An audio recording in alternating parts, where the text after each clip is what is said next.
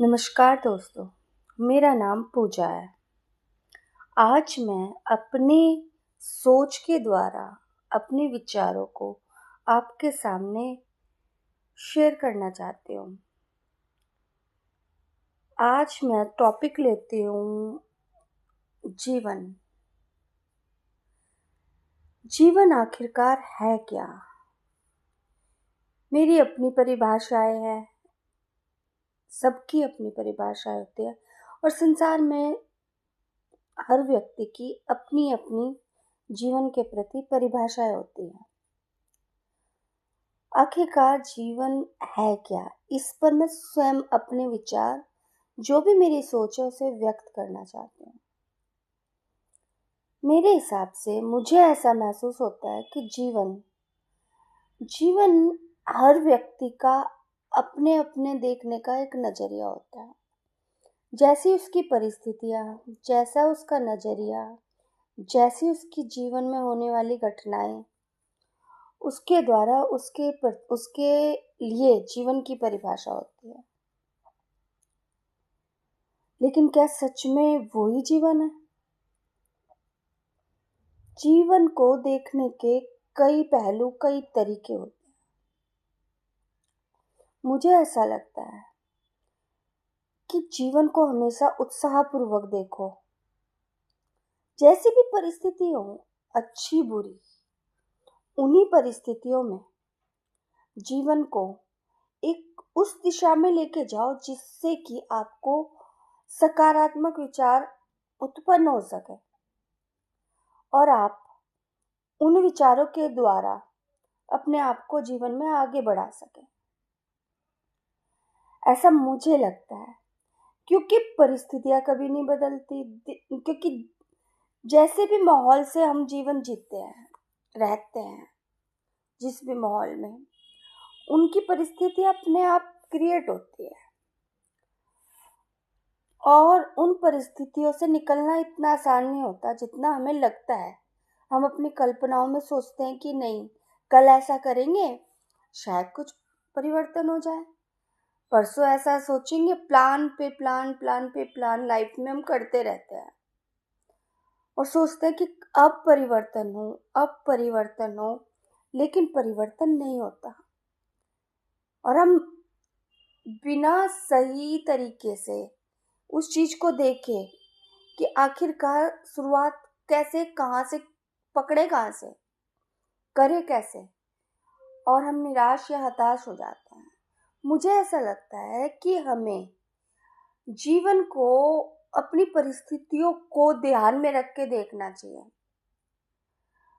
जैसे कि हम जिस भी परिस्थिति में हो, उसी चीज को पकड़े कि यहाँ से हमारी छोटी से छोटी बात कैसे वर्क कर सकती है, काम कर सकती है। अलग से हमें कुछ जोड़ना ना पड़े, जीवन के लिए सोचना ना पड़े। और एक चीज और है, मेरे हिसाब से मुझे ऐसा लगता है कि शुरुआत तो कभी भी कहीं से भी की जा सकती है, बशर्ते थोड़ा सा साहस की आवश्यकता है। बस वो ही जरूरी है। हर एक व्यक्ति, चाहे महिला हो चाहे पुरुष, कैसी भी परिस्थिति में हो, बस थोड़ी सी हिम्मत के साथ आगे बढ़े, अपनी क्षमता को देखे कि आखिरकार मेरे अंदर कौन सी ऐसी क्वालिटी है, कौन सा वो गुण है जिसे मैं एक रूप या आकार दे सकता हूँ। ये ना सोचे कि इसको बड़ा ही रूप देना है, बड़ा ही आकार।